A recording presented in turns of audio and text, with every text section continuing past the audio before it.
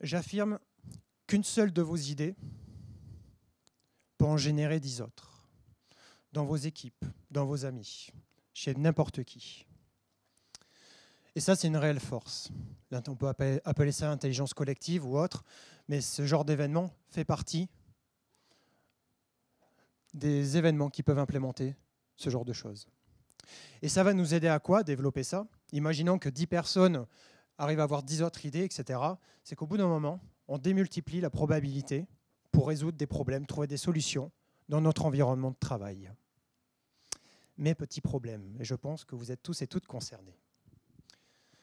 Si je prends cet exemple de Value Stream Map, cartographie de flux de valeur, peu importe, ce n'est pas le sujet, on se retrouve dans une équipe et très souvent cloisonné dans un endroit où notre marge de manœuvre, notre pouvoir d'action, notre pouvoir de décision, il est fortement réduit. Et je suis intimement persuadé que vous avez des idées d'intérêt collectif et collectif. Vous voulez les propager ailleurs en vous disant ça pourrait être bien pour les autres membres de l'équipe, vous avez envie de le faire, et qu'est-ce qui se passe? Toutes vos idées agiles s'écroulent, vous avez une marge de manœuvre réduite. Ça vous parle? Ouais, ça pique. Hein. Le problème de ça, c'est que je vois de plus en plus en entreprise, et je vais vous partager un petit retour d'expérience autour de ça, une perte de sens, une démotivation. Parce qu'à force de pousser et pousser et ne pas pouvoir voir la concrétisation de nos idées, même d'être entendu sur une idée, juste ça, et être compris ou comprise, c'est déjà frustrant. Et il y a un bilan. Si je prends le rapport Gallup de 2023, à l'échelle mondiale, dans une organisation par exemple de 100 personnes, vous avez 23 personnes, c'est une moyenne, d'accord, ça vaut ce que ça vaut, qui sont dites proactives. Proactives, c'est-à-dire que la personne fait son travail, et en plus, par passion ou par peur d'être viré, il y a aussi d'autres contextes que la France, si on prend l'Amérique, ça joue sur les motivations et sur le comportement des gens. On va se retrouver avec 23 personnes sur une entreprise de 100 personnes proactives. Et après, clairement, on a du 59%, les personnes font leur travail, etc. Peu importe. On va aller voir à l'échelle européenne, c'est intéressant. À l'échelle européenne, votre 23% passe à 13%. On a déjà perdu 10 personnes qui pouvaient être motrices dans l'organisation, propager les idées, pousser les idées de l'agilité ou du DevOps, etc. Je vais parler de DevOps, mais ne vous inquiétez pas, le DevOps, je vous montrerai, c'est le fils de l'agilité. Allez, on va aller voir la France. Allez, jetons un coup d'œil. Alors, la France, est-elle à gauche? Non. Bon, en haut à droite? Non. Bon, elle est là. Relégable en L2. On est avec 7% de personnes proactives en moyenne. Ça reste une moyenne, ce n'est pas représentatif de toutes les entreprises, on est d'accord, ni de toutes les équipes, mais c'est une idée. Donc en gros, de 23 personnes proactives à l'échelle mondiale d'une entreprise de 100 personnes, en France, on est à 7. La perte de sens, pour moi, est très fortement liée à la démotivation des personnes qui sont fatiguées, un peu usées, de ne pas pouvoir propager de bonnes idées, parce que les gens du terrain, c'est nous, et on sait ce qui peut être bien pour résoudre les problèmes de manière collective. Je vais vous raconter une histoire. Un jour, j'étais coach DevOps dans une organisation que je ne peux pas citer. Et j'ai eu, peu importe le code, vous ne vous occupez pas du code, j'avais 24 lignes de code à faire fonctionner. Je n'étais que coach DevOps, c'est-à-dire que je n'avais pas la marge de manœuvre d'implémenter ces lignes de code. Mais il fallait que je fasse bouger les lignes, c'est tout. En résumé, ça se résume en quoi? Il faut juste un PC, une machine à déclarer pour que ça marche. C'est normal. Il faut ensuite déclarer une phase de build. En gros, le code des développeurs va être mis sous forme d'un paquet, très simple. Une phase de test très, très légère pour voir si ça marche. Et une étape de déploiement. Bref, c'était un premier POC, un premier MVP, même pas un MVP, on est sur un prototype pour démarrer. C'était très facile. 24 lignes, ça va. Question, à votre avis, combien de temps ça a pu mettre dans cette organisation pour mettre en œuvre ces 24 lignes de code? En jours, en heures, en mois, en années? Des propositions? 2 ans? 6 mois? 2 mois? 3 mois? 2 jours? Jamais? Ah, bien. Mais j'ai donné une échelle de temps, le jamais, plus ou moins une échelle de temps.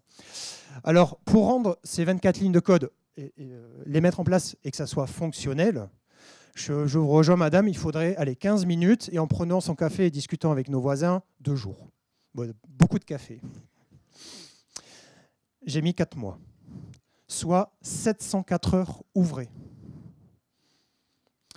Si on ramène à 2 échelles, première échelle, ça fait 4 personnes plein temps ouvrées pendant 1 mois. Chacune doit mettre 6 lignes de code. En 1 mois, 4 personnes. Je prends vos cas, je vous demande s'il vous plaît implémenter ces lignes de code. C'est jouable normalement. Allez, si vous êtes fan d'une série sur votre plateforme de streaming préférée, vous avez le temps de regarder cette série 17 fois et pendant ce temps de vous dire, je démarre la saison 1, de vous dire pendant ce temps, il faut implémenter les 24 lignes de code et que ça fonctionne. Suite à cette mission, on m'a quand même remercié parce que j'avais fait bouger les lignes, mais moi je n'étais pas satisfait et relativement frustré. Et parce que je connais ces idées, et vous aussi, vous mettez en place, vous voyez des choses, vous les pratiquez, vous faites des workshops, bref, l'empirisme, je me suis dit, est-ce que ça a des limites? Est-ce que l'agilité et sa force, finalement, on n'a pas pris un mur, et comment je dois faire? Ça a été une énorme remise en question.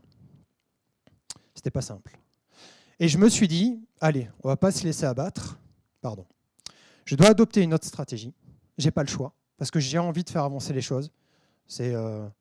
Je suis assez hargneux. Hein. Et derrière, trouver un mandat. Cette notion de confiance et de mandat, c'est quelque chose qui est importante. Si vous voulez propager vos idées, si vous voulez montrer que vos idées sont bonnes, il faut trouver un mandat. Et pour cela, il faut montrer que nos idées agiles sont pertinentes et amènent de la résilience. Alors, comment j'ai fait? En fait, je suis allé voir qu'est-ce qui se passait côté DevOps. Alors, un coquin de Robin Béraud-Sudreau, qui m'a accompagné dans mes débuts dans l'agilité, qui est sur la chaîne Scrum Life, si vous connaissez, Robin, m'a poussé ce livre, Accelerate. N'ayez pas peur, il y a marqué DevOps, mais le DevOps, c'est le fils de l'agilité. On verra plus tard pourquoi. C'est un des fils de l'agilité. Et quand j'ai ouvert ce bouquin, je me suis dit, bon, pourquoi pas Robin? Lui, il m'a dit, vas-y, lis ça et tu vas voir, tu devrais trouver des réponses. Au début, un peu anxieux parce que c'est 257 pages en anglais qui parlent du management des systèmes d'information. Bon, ce n'est pas les lectures les plus agréables après la fin de journée. J'y ai trouvé quelque chose, une boussole. Je vous montrerai comment, un guide. J'ai trouvé surtout 29 leviers de performance. Alors, dans le livre à l'état de l'art, il y en a 24, mais aujourd'hui, ils sont à 29, dont beaucoup de pratiques de l'agilité. On va voir ça ensemble. J'ai trouvé également de la pertinence.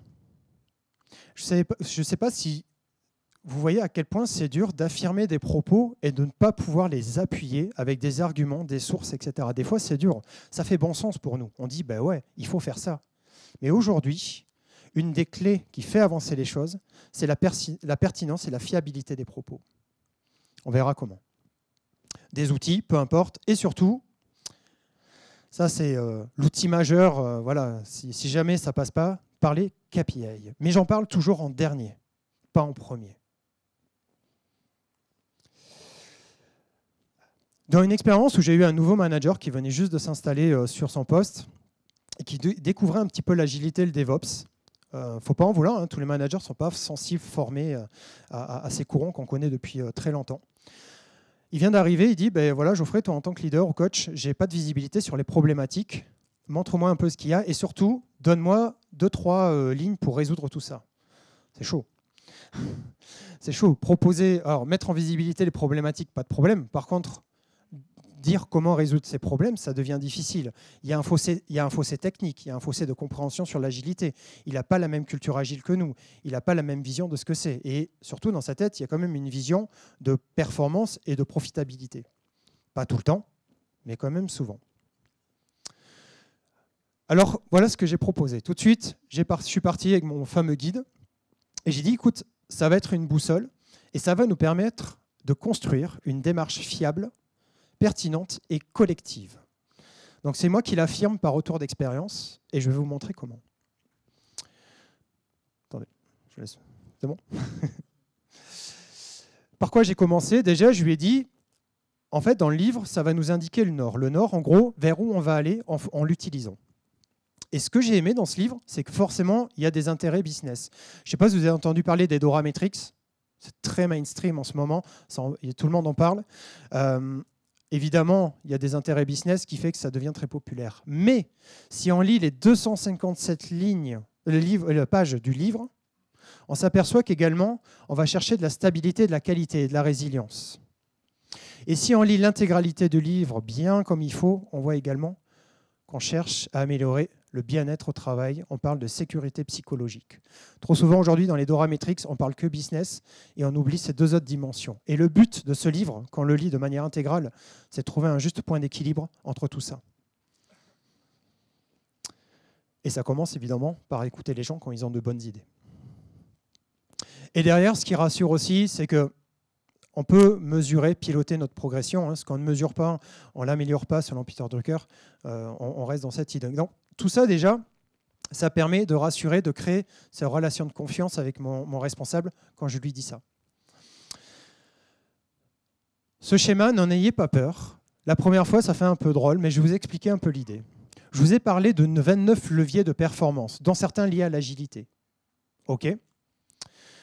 Ils sont ici. Là, pour la majorité. Ceux-là, ils sont techniques, ils ne vont pas nous intéresser. On va aller faire un petit aperçu de cela. Et tout démarre déjà par la posture de leadership, le transformationnel. Sans entrer dans le détail, le transformationnel, vous trouverez des papiers de 2004 de Rafferty et Griffin sur les 5 dimensions du leadership transformationnel. Ça, c'est pour les personnes qui sont intéressées. Il s'oppose au transactionnel. Le transactionnel, c'est « tu fais, alors je te donne ». Le transformationnel, c'est « je vais t'accompagner et te créer un environnement pour faire ». Et créer un environnement pour faire, c'est permettre aux gens d'appliquer potentiellement leurs idées. Et en fait, derrière, ça va impacter tout quoi? Ça va impacter le business, le bien-être au travail et la stabilité et la résilience. On va pas focus sur ce schéma, on va voir tout à l'heure. Et il y a une conférence, j'ai fait une conférence au Devox en 2023 sur le sujet qui vulgarise le livre. Ça dure 45 minutes si ça vous intéresse. Alors, on va faire un zoom sur 4 leviers de performance, plus orientés agile et lean. Le premier, petite unité de travail. Alors, je vous donne un exemple pour implémenter cette pratique. Vous avez des user stories trop grosses. Vous devez découper une unité de travail plus petite pour que ça soit plus facile à manier, tout simplement. On peut parler d'Invest. Invest est une manière d'implémenter ce concept. OK ? Jusque-là, je pense que vous connaissez à peu près. Rendre le flux de travail visible, cartographier le flux de travail. Là, on est plus dans du lean avec les value stream map, peu importe. Il y a également tout ce qui est les expérimentations en équipe. Anciennement, les spikes dans Scrum, par exemple, c'était l'idée. Donc d'aller expérimenter et d'apprendre de manière collective. Avec les approches produits, on va retrouver ce genre de choses avec les prototypages ou les prétotypages, etc. Et enfin, surtout, les retours clients. Savoir si ce que je propose au client résout son problème, si ça lui amène de la valeur. Bref, si on parle de démo qu'on retrouve dans Scrum, etc., Scrum implémente quand même pas mal ces 4 concepts, un peu moins rendre visible le flux de travail et encore. Donc voilà 4 leviers de performance dits du DevOps, mais qui sont issus de l'agilité à la base et avec plein de pratiques que vous connaissez. Alors derrière, une fois que j'ai présenté ça, il faut que Bruce m'accompagne parce que mettre en place des démos clientes. On prend un exemple. On veut montrer. En fait, ce n'est pas simple. Il faut déjà créer une relation avec le client. Il faut qu'il soit accessible. Il faut qu'il ait du temps à nous accorder, qu'il nous prenne au sérieux, qu'il ne nous méprise pas quand on fait du mauvais travail. Bref, tout ça, c'est à installer. Et c'est là où le leadership de transformationnel doit jouer un rôle pour mettre en place un environnement adapté. Et c'est le rôle du leadership. Attention, un manager n'est pas leader.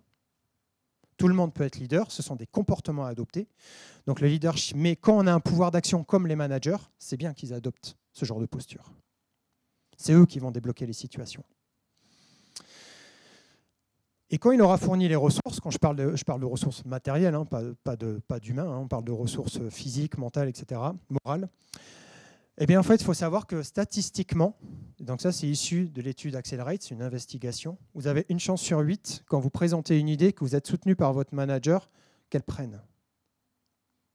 Donc si on reprend la devise de Shadok, plus vous échouez, plus vous avez de chances que ça marche. Comment ? C'est l'échelle mondiale.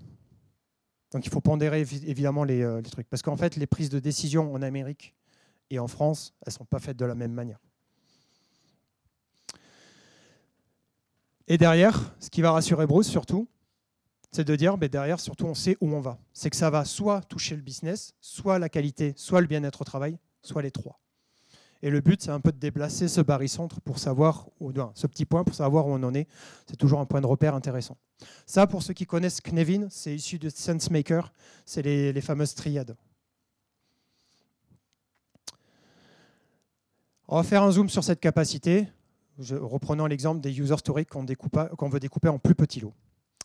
Allez, on fait une rétro, et suite à une rétro, on a changé de product owner pour une raison X ou Y. Et en fait, là, on se retrouve avec des US trop grosses ou pas de réunion ou de rituel pour affiner. Il y a eu un peu de chamboulement dans l'équipe. Je prends un exemple très grossier, très sommaire, mais c'est pour que ça parle à tout le monde. La première chose que je vais faire, c'est que je vais aller voir sur ce catalogue. Et ce catalogue, en fait, c'est le catalogue des 29 leviers de performance. Et quand vous allez pouvoir aller sur ce catalogue, je suis intimement persuadé que ce sont beaucoup de pratiques qui font sens pour vous et que globalement, vous connaissez. Et dans ce catalogue, lorsqu'on y va, on y trouve quoi? Si je prends le découpage unité de travail petite, je vais y trouver déjà un à quoi ça sert, recréation de sens pour l'équipe. Des fois, on oublie. Et même pour nous-mêmes, ça peut nous rappeler pourquoi je le fais, à quoi ça sert. Ça peut régénérer des motivations. Ensuite, des pistes de mise en œuvre. Je dis bien des pistes. Ce n'est pas des méthodes applicables, ce sont des idées. Invest est une piste qui peut être appliquée pour cette pratique. Mais il peut y avoir d'autres choses. Il peut y avoir même du no-estimate, donc du coup, il n'y a quasiment plus d'intérêt sur ça, quoi. Les pièges principaux, ça c'est intéressant aussi de connaître les pitfalls, les pièges majoritaires. Très souvent, il y a des gens qui se lancent dans des idées sans anticiper, et derrière, ils se retrouvent au pied du mur. C'est bien dommage qu'on n'ait pas anticipé les pièges principaux. Comment se mesurer? Alors ça, c'est intéressant. Ici, ce que ça va dire, il ne faut pas avoir peur de la mesure, parce que moi, ce que je prône, c'est que ce soit les équipes qui décident de leurs propres métriques. Que ce soit eux qui décident de comment ils veulent se mesurer, et pas l'inverse. Qu'ils ne subissent pas les métriques, mais au contraire, que ce soit eux qui les proposent, s'ils le décident, s'ils en veulent. Je répète, ce qu'on ne mesure pas, on ne peut pas l'améliorer. Peter Drucker. Et enfin, quelques ressources, des lectures recommandées derrière. Pas tout le temps, mais des fois les pages sont mal fournies, etc. Ça va? Merci. Et en fait, j'en fais quoi tout ça? Et tout de suite, j'en fais un atelier. J'en fais un atelier pour définir une stratégie collective avec l'équipe. Mon but, c'est de recréer du sens et de dire que vos idées, elles ont du sens, qu'elles sont pertinentes et en plus qu'elles nous mènent vers de la résilience du business et du bien-être au travail, etc. Comment je fais ça? Donc, si je reprends ça, en fait, je me retrouve vite à faire un mind map. Voilà, on part sur le problème des réunions qu'on pourrait affiner. Pour les affiner, il faudrait dégager du temps. Et pour dégager du temps, là, on remet en cause certains meetings de la semaine. Est-ce qu'on peut réduire de 30 minutes le weekly? Est-ce qu'on a vraiment besoin du meeting de jeudi? Bref, derrière, c'est d'aller faire émerger les idées de l'équipe. Premier point. Ça, c'est quelque chose qu'on fait à peu près tous et toutes. Mais après, le truc qu'on ne fait pas forcément, c'est la gestion des risques. Quel est le risque de ne rien faire? Quel est le risque de le faire? Et un des risques qui est identifié, par exemple, dans ce cas, c'est comme on a une nouvelle personne qui est PO et pas forcément formée comme on aurait voulu, en fait, les gens pensent que la majorité, c'est que les user stories seront toujours à affiner. On n'aura peut-être pas d'évolution. Donc, est-ce qu'il faudrait peut-être former le PO encore? Est-ce qu'il faudrait investir sur sa formation? Ou alors, est-ce que les Scrum Masters peuvent accompagner le PO pour le faire monter en compétence? Ça, je l'ai déjà vu. Et ça marche plutôt pas mal. OK, donc on gère les risques. Vous savez que les managers, ils ont quand même la gestion des risques. Ça, c'est énormément apprécié. Et puis, si vous, du terrain, vous voyez des risques, vous les remontez, c'est une manière aussi de se prémunir et de créer une relation de confiance avec vos responsables. Et cette relation de confiance peut devenir un mandat supérieur avec le temps. Un mandat, je rappelle, c'est pouvoir mettre en place vos idées avec plus d'aisance, parce que vous aurez une marge de manœuvre plus grande.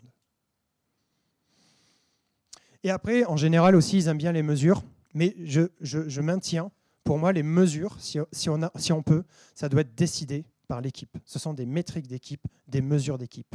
Et s'ils ne veulent pas de mesures, ce n'est pas grave, c'est OK. Mais là, dans notre cas, c'est comment on mesure notre progression. Eh bien, en fait, si on a plus de user stories parce qu'elles sont plus petites, on a plus souvent du code qui est envoyé en production ou qui est testé, etc. Voilà des idées de pistes. Bref, je ne m'étale pas là-dessus. Et donc, derrière, je peux prédire à quelque chose près vers où on va avec l'équipe et développer une stratégie et mesurer les impacts attendus. Et ça rassure en général tout le monde. Ben, quand je prends ce rôle de coach, de lead, en général, ça rassure tout le monde. Et c'est moi qui vais présenter ça ensuite au manager, mais ça rassure. Le problème, c'est qu'on peut avoir, je vous ai dit, une idée pour en générer 10 autres, et puis encore 10 autres, on peut vite s'éparpiller. Et je maintiens, il est important de prioriser pour pas non plus se retrouver avec un backlog monstrueux, avec plein de choses à faire, augmenter la charge mentale, augmenter du stress, etc. Prioriser va être important. Moi, en général, mon retour d'expérience, vous en faites ce que vous voulez. Moi, j'aime bien faire un top 3. On va commencer par celle-ci, puis la suivante, etc. Au moins, les gens ne se cassent pas la tête. Et ça marche très très bien. On l'a utilisé chez un géant du e-commerce français, un retailer, et à chaque fois, les équipes étaient satisfaites. Ça permet de canaliser et de ne pas submerger. OK.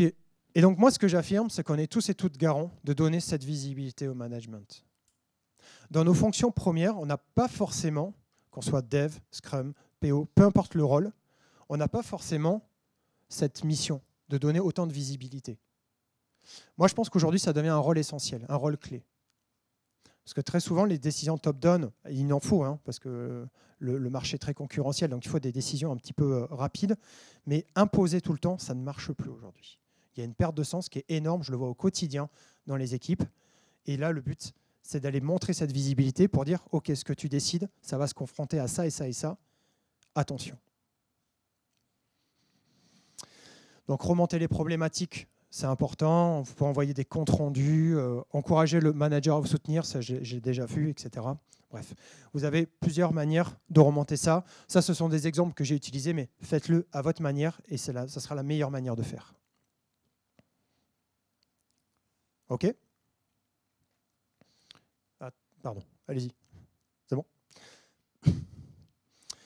OK, donc j'ai filé ça à Bruce, il est content. Il me dit, ton plan est sympa, mais pourquoi ça marcherait? Pourquoi je ferais confiance à Accelerate? Bah, il a raison, en fait. Il connaît pas forcément. On n'est pas beaucoup à connaître. Pourquoi cette méthode ou une autre, on aurait pu prendre du Lean ou n'importe quoi, ce que vous voulez. Pourquoi je ferais confiance à ton truc? Et ça, c'est une question que j'ai très souvent. Et donc là, je vais aller travailler sur la pertinence de ce que j'affirme. Je vous avais dit, une deuxième clé importante pour moi, c'est la pertinence de ce que l'on affirme. Ma proposition, c'est que c'est plutôt pertinent et bien fondé, et en général, approprié à la plupart des équipes. Très souvent, quand j'entends parler que ça a été mal mis en place, c'est que l'approche top-down a été trop écrasante, trop imposée, avec les Dora Metrics, trop souvent. Et qu'on n'est pas allé prendre les problématiques du terrain et de confronter tout ça à la réalité. Alors, comment je fais ? Donc là, on est sur la fameuse firmographie avec la répartition des votes. Donc, Accelerate, c'est une investigation faite à l'échelle. Un formulaire, on verra, a été envoyé à des centaines d'entreprises. Et en 10 ans, il y a 40 000 personnes qui ont répondu environ à ce questionnaire. Donc là, on est sur la firmographie 2023. On voit que majoritairement, 26% des réponses viennent des États-Unis. Et vous voyez un petit peu la répartition. Alors ici, ce qu'il faut prendre en compte, c'est que les 29 leviers de performance sont issus de ces statistiques. Donc c'est bien de se dire quand même, il y a des entreprises un peu ailleurs qui utilisent ces leviers de performance et ça marche. Est-ce qu'on ne pourrait pas essayer chez nous ? Est-ce que cette idée ne pourrait pas être bonne et permettre d'aller générer encore plein de choses au sein de l'organisation ? Ça vaut ce que ça vaut, il faut s'en méfier. C'est d'ailleurs, je rejoins ta remarque, mais derrière, ça peut être utile. Donc déjà, on a de la donnée en masse qui nous disent les 29 leviers à l'échelle mondiale, c'est ça. Qu'est-ce qu'on fait et qu'est-ce qu'on ne fait pas ? Ensuite, oui.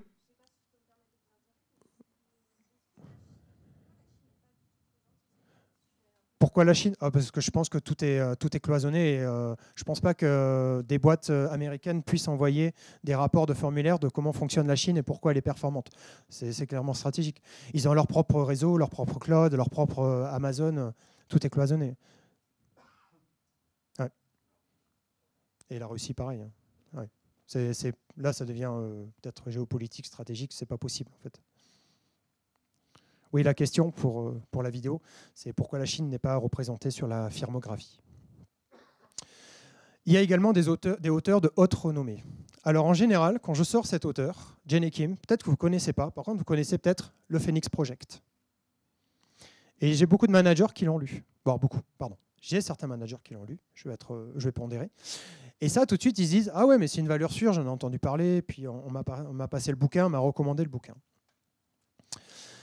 Le deuxième auteur, très fan de Lean, c'est lui qui a amené le Lean, notamment dans le DevOps. Je rappelle DevOps, fils de l'agilité, et notamment avec le très bon bouquin Lean Enterprise, que je recommande, et le fameux livre du Continuous Delivery en 2014.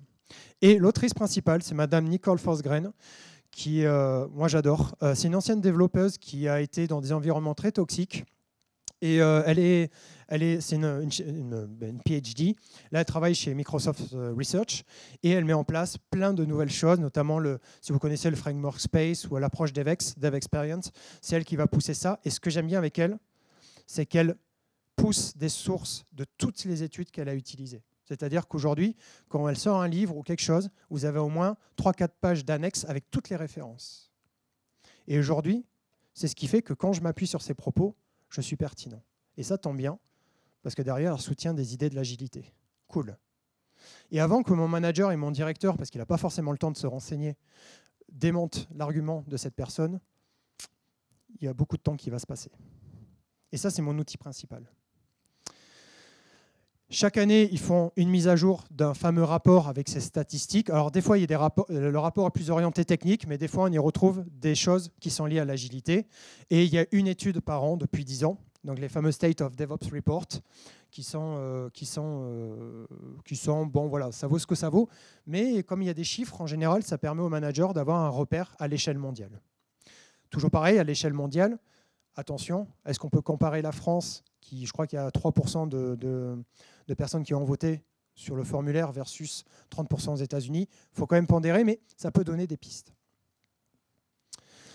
Après, je ne vais pas m'étendre, il y a quelques études menées par des entités réputées. Il y a au moins Puppet et Dora. Dora, c'était le laboratoire DevOps Research and Assessment. Et depuis 2018, c'est repris par Google Cloud. Attention, depuis que c'est repris par Google Cloud, il faut rester vigilant sur, quand même, il faut rester critique. Et ce que je vous présente, c'est utile, mais maintenez votre esprit critique sur ce genre de choses. C'est très sympa à utiliser, ça permet de débloquer des situations, et je l'ai fait 3-4 fois, mais gardez l'esprit critique. Et depuis que Google Cloud a repris, je me méfie toujours de ce qui est affirmé dans les propos. Est-ce que ce n'est pas d'intérêt de nous amener sur leurs produits? Ça, c'est super important. Ayez toujours ce garde-fou. Mais heureusement pour nous, il y a des gardiens du temple, du DevOps. Il y en a un, c'est Dave Farley. Dave Farley, il est assez connu sur la toile. Il y a 2 ans, dans un des rapports Accelerate de 2022, il y a eu des affirmations qu'il a tout de suite contestées, qu'il a rendues publiques via YouTube, via son channel, etc. Et croyez-le ou pas, Google Cloud s'est plié à ce qu'il a dit. Il a un poids sur eux et ils ont changé des choses par rapport à ce qui est écrit dans le rapport. Et donc c'est bien de se dire, il y a quand même des gens qui disent « Attendez, ça c'est absolument n'importe quoi et c'est à votre avantage, changez ça ». Et la deuxième personne très méconnue, c'est le 4e auteur du DevOps Handbook, John Willis, qui dit la chose suivante, les Dora Metrics, ce n'est pas ce qui va vous amener à la performance, ce sont les Flow Metrics. Et il affirme très fort. Et il affirme très fort, tous les deux, souvent dans la communauté, il y a une communauté en anglais, Dora, que vous pouvez rejoindre, qui est ouverte à tout le monde. Il faut juste vendre son âme et donner une adresse mail à Google. Et voilà. Et après, c'est au mode Lean Coffee. Et les discussions sont assez intéressantes. Et des fois, il y a des personnalités assez connues qui viennent et ça fait drôle de discuter avec eux. Notamment Nicole Forsgren, des fois, elle vient. Donc, wow. Voilà, donc ces personnes sont là pour un peu préserver tout ça. Et enfin, comme je vous ai dit, comment a été construite cette enquête, cette investigation Accelerate? En fait, un formulaire, il faut faire très attention. On peut vite biaiser les informations. Si je vous dis, est-ce que ce talk était bien? Le mot « bien » biaise. La vraie question, c'est qu'avez-vous pensé de ce talk? Et en fait, ils ont travaillé ça et inclus ensuite les échelles de Likert pour avoir plus de granularité de réponse. Et enfin, le tri des données fait avec une analyse inférentielle statistique, bref, prédictive, analyse inférentielle prédictive, voilà. Et ça permet d'avoir un petit peu de se dire, c'est assez solide quand même derrière. Et ça, c'est écouté par le manager. Et en égarant également, et ça, je sais que c'est ingrat, de présenter la pertinence de ce qu'on avance. Aujourd'hui, l'empirisme, je dois aussi l'appuyer avec des propos et de la pertinence, malheureusement. Et c'est le seul moyen que j'ai trouvé à ce jour pour débloquer des situations.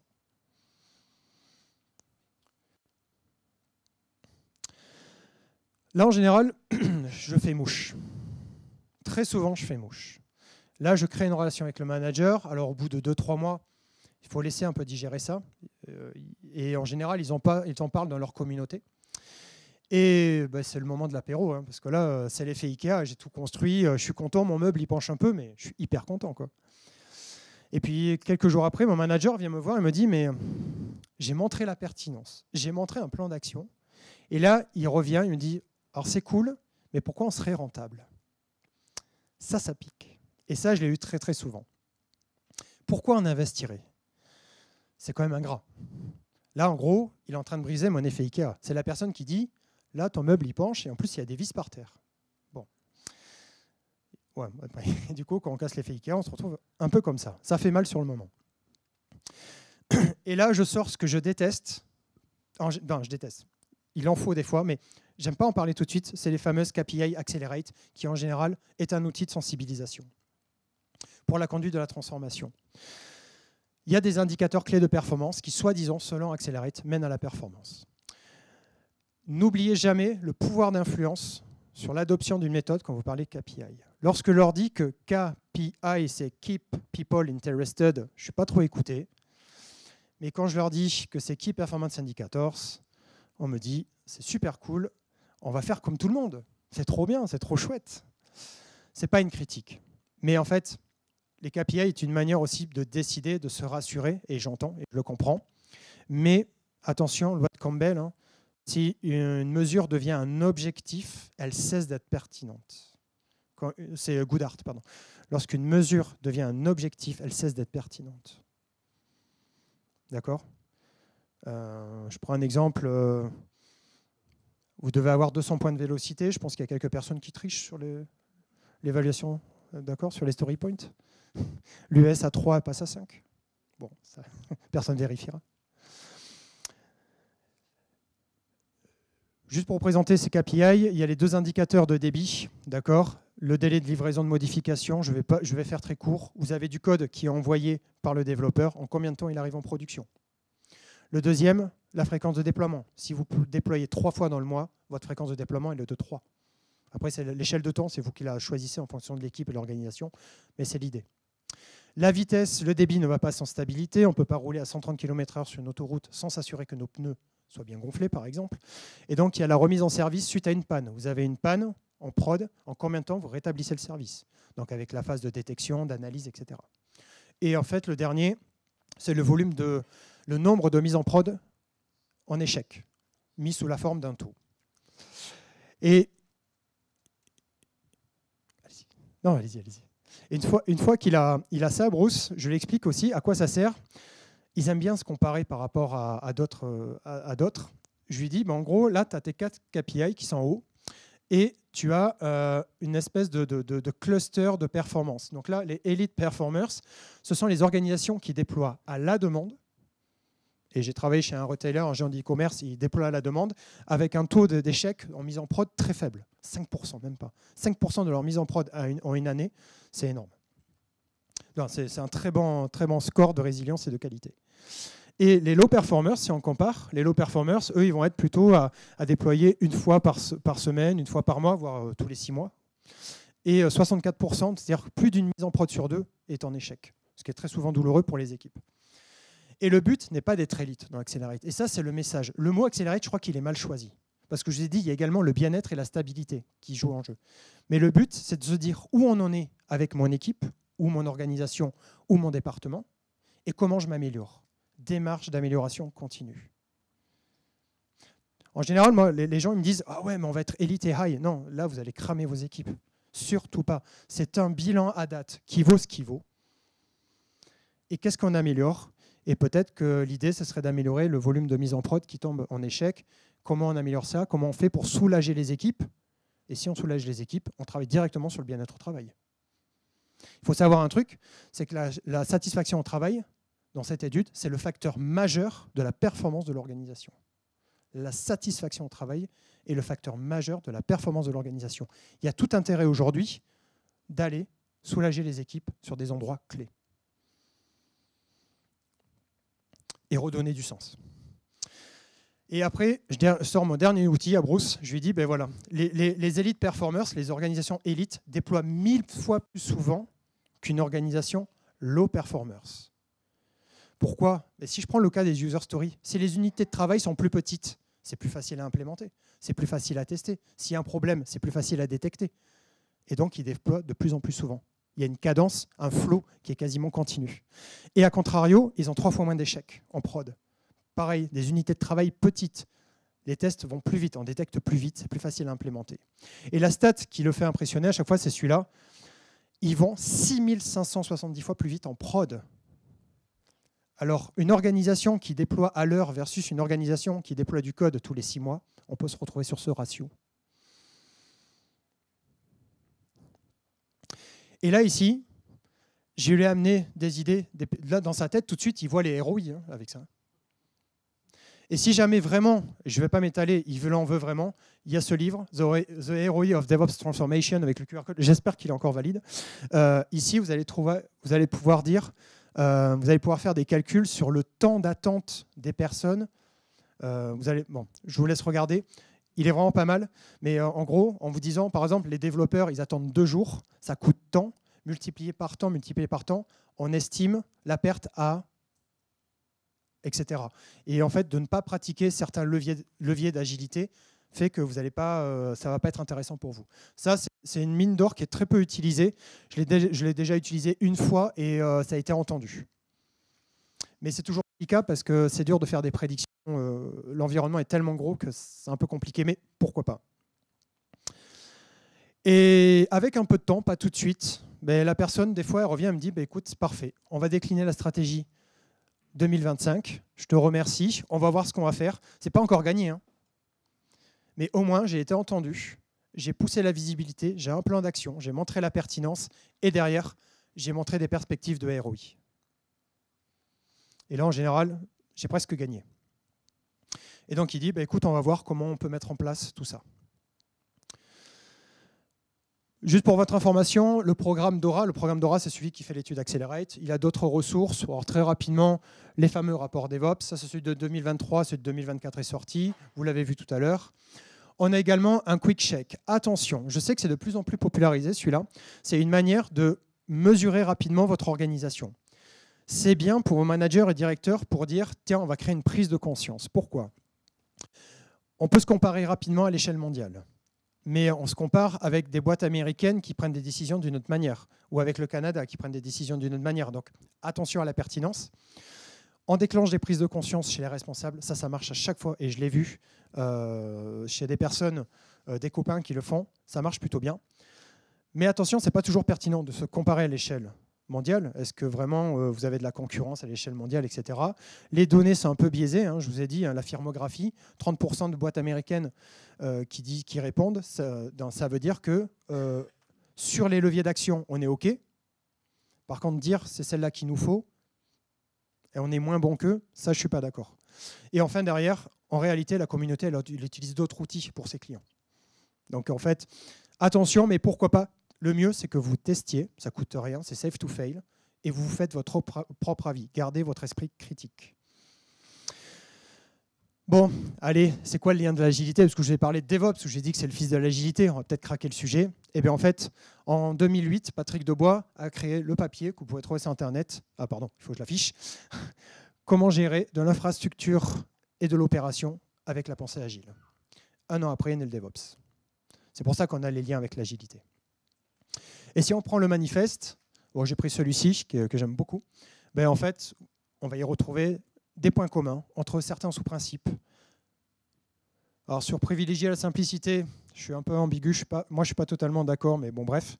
Et surtout, vos 4 valeurs de l'agilité vont pouvoir être soutenues par cette étude qui amène pertinence, un guide, une boussole, et sur lesquelles vos managers peuvent soutenir pour pousser vos idées jusqu'au bout. une idée pour en propager 10 autres. Je sais que c'est un gros travail, mais si tu veux démarrer, tu fais quoi lundi? Bon, déjà, tu prends ton courage à deux mains. Récolter les problèmes du terrain, ça vous savez faire. Utilisez la méthode que vous voulez, enquête, sondage, one-to-one, ce que vous voulez. Derrière, se renseigner sur le catalogue des leviers de performance. Jetez un œil, ça coûte rien, ça coûte zéro. Et si ça ne vous plaît pas, vous mettez à la poubelle.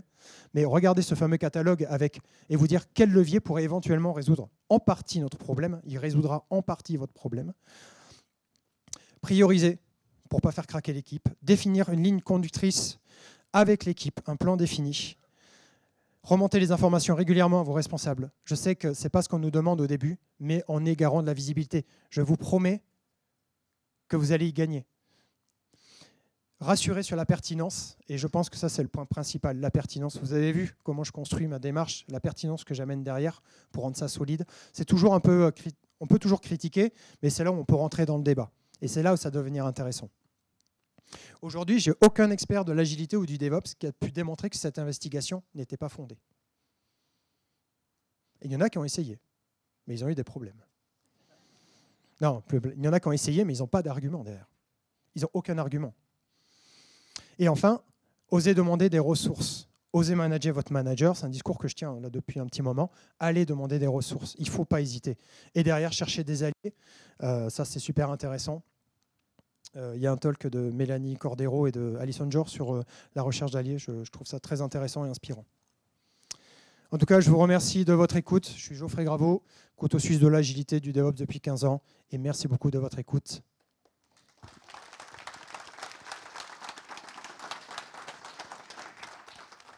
Est-ce qu'il y a des questions ?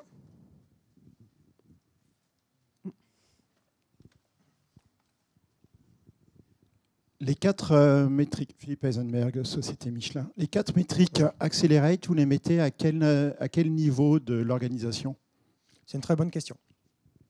Je vais en dire, aujourd'hui, on a essayé de les mettre à tous les niveaux. Le problème, c'est l'adoption de ces 4 métriques. Et donc, dans cette adoption, en général, je vais aller un petit peu enquêter et rechercher, si vous connaissez la courbe de Geoffrey Moore, Crossing the Chasm, la courbe d'adoption.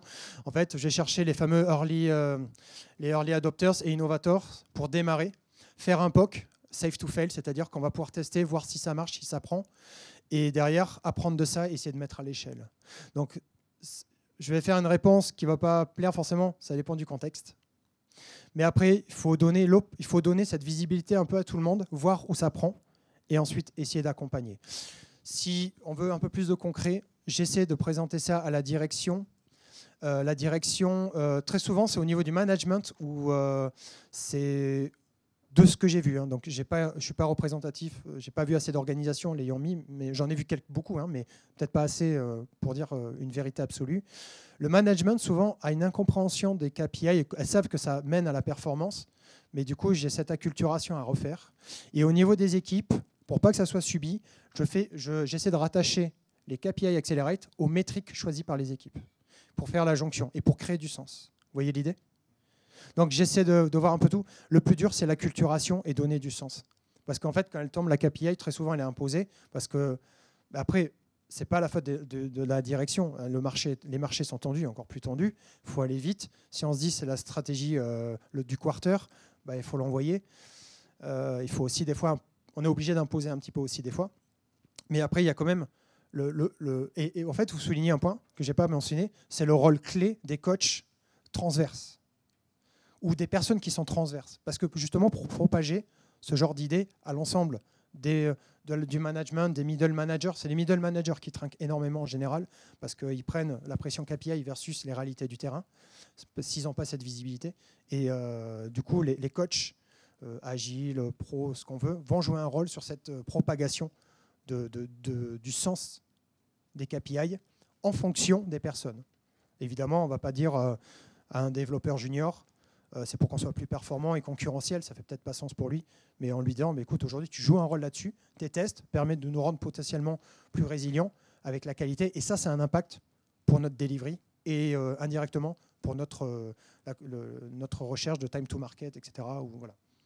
C'est clair pour vous ? Oui, c'est clair. Merci. Je vous en prie.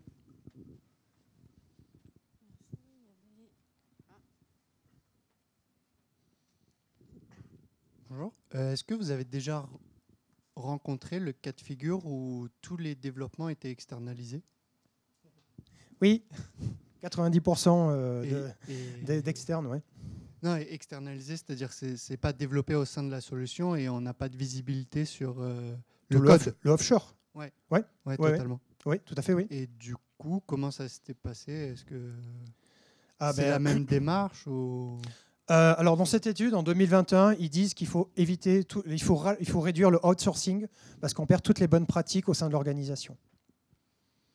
Alors, c'est toujours difficile parce que quand tu as une culture de offshore, surtout avec la réduction des coûts, c'est toujours difficile. Mais pour moi, si t'as pas, ne pas être présent pour les équipes, si je prends par exemple, très souvent, il y a du offshore qui est fait en Inde. Il y a une vision du temps, il y a une vision du management, il y a une vision des relations, la culture du feedback qui est différente. Il y a toute une culture qui est différente. Et déjà, en France, on n'arrive pas à l'amener. Et en fait, c'est dur d'amener les KPI et Accelerate, par exemple, ou de pousser les idées de l'agilité, parce qu'ils ne le comprennent pas, ils ne le voient pas de la même manière. On n'est pas comment être formé avec, avec une autre culture et leur dire les bons mots pour leur donner du sens. Ça ne marchera pas. Ça s'applique bien sur un contexte en France, mais si je travaille en Amérique, en Suisse, voilà.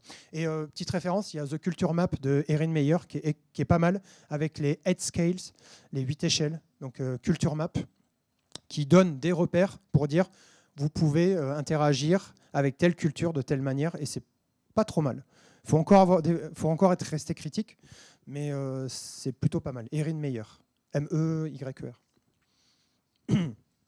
Est-ce qu'il y a une dernière question? Donc pour répondre à votre question, oui, je l'ai vu, mais ça ne s'est pas forcément bien passé pour toutes ces différences, ces difficultés.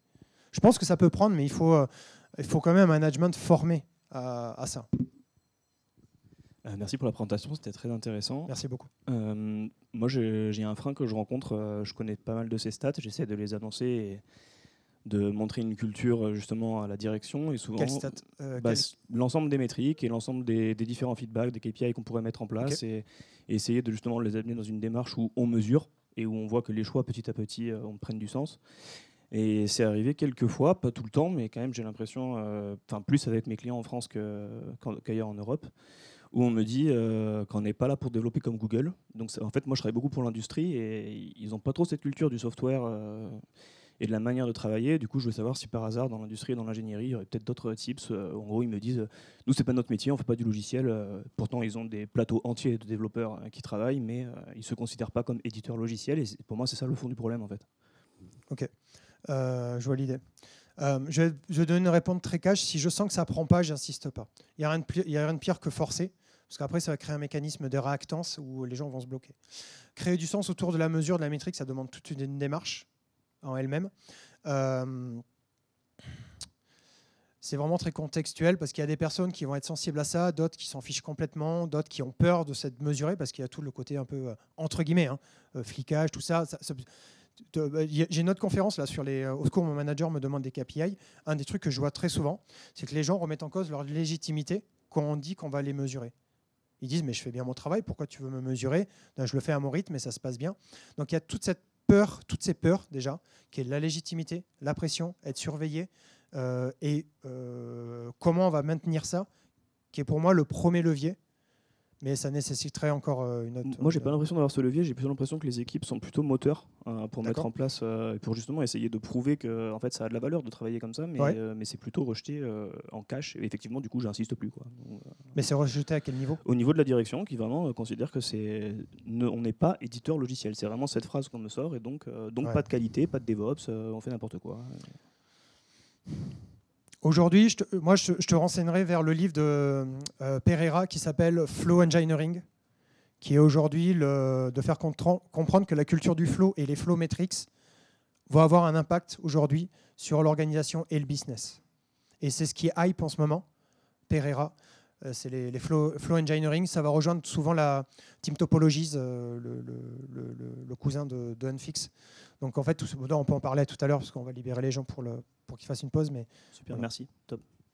Merci beaucoup. N'hésitez pas à remplir les rôtis et les feedbacks. C'est toujours intéressant pour les orateurs et oratrices. Je suis là jusqu'à 13h et je reste disponible si vous souhaitez discuter en bas avec plaisir. Retour d'expérience, etc.